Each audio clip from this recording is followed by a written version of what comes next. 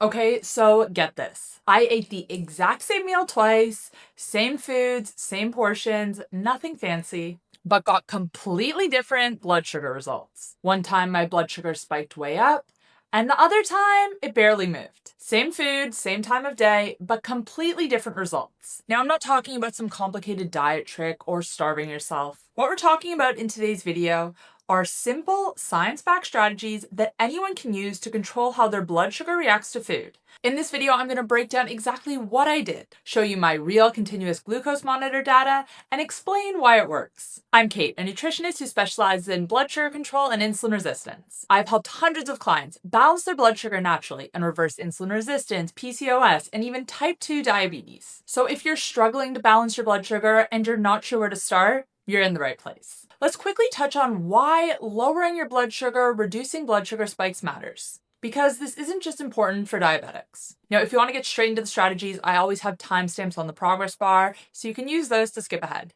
Every time your blood sugar shoots way up, insulin comes rushing in to bring it back down. And this is normal. But the problem is, the higher the spike, the harder the crash. And this crash can lead to you feeling exhausted, cranky, and suddenly craving sugar or carbs again, even if you just ate. And it's not just about how you feel in the moment. Repeated spikes and crashes over time can actually speed up aging.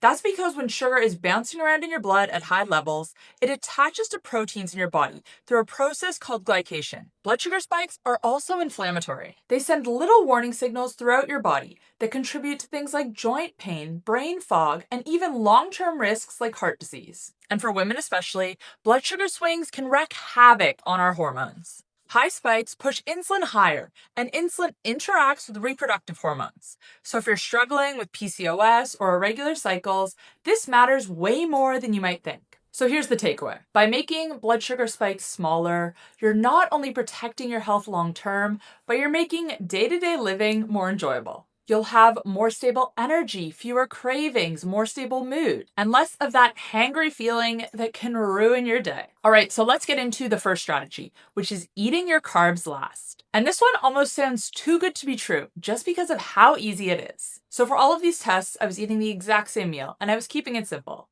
Steak and potatoes. One night, I ate my steak and potatoes the normal way, switching back and forth between eating the steak and the potatoes. After the meal, I watched my blood sugar, and it spiked up 30 points. I used this test as my baseline. The next night, I ate all of my steak first, then had the potatoes at the very end. Same meal, same portion, but the spike was cut in half. Protein and fat help slow down how quickly your stomach empties. So when you eat those first, the carbs trickle into your system more slowly, instead of all at once.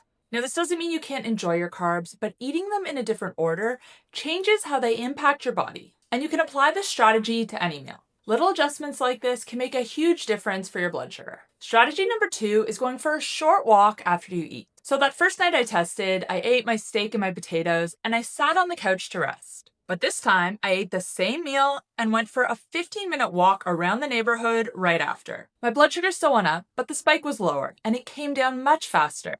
This is because when your muscles move, they work like glucose vacuums. They pull sugar out of your bloodstream and use it for energy.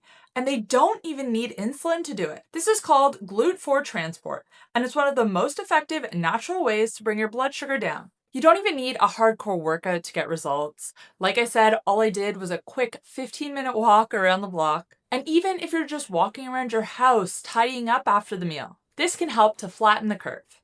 The third strategy I tested was drinking Good Idea sparkling water before the meal. And this is another one that seems almost too easy to be true.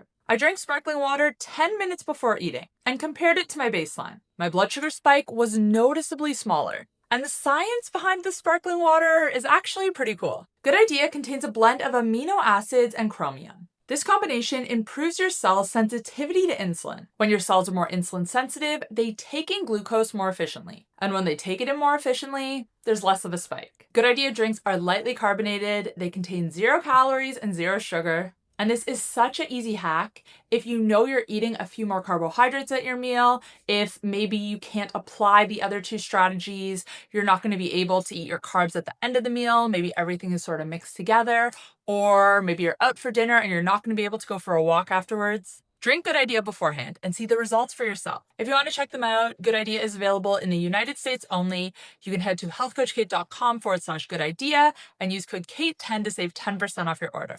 I'll put that link in the description box down below as well. I will say that it's not a magic bullet, but it is another tool you can add to your toolbox. Okay, so we've covered quite a bit in today's video. Let's quickly recap so you don't forget anything. The first strategy was to eat your carbs last.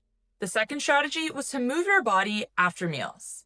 And the third one was drinking Good Idea before eating. The bigger picture here is stable blood sugar means stable energy, a better mood, fewer cravings. You're just going to feel better overall. These are simple, doable changes that you can apply to your day-to-day life without changing the exact foods you're eating, just slightly tweaking how you eat them. Now, I want to hear from you guys. Which of these 3 strategies are you going to try first? Let me know in the comments down below. Carbs last, walking after your meal, or maybe you want to try Good Idea. Let me know down below. Thank you guys for watching, and I will see you in the next episode. Bye.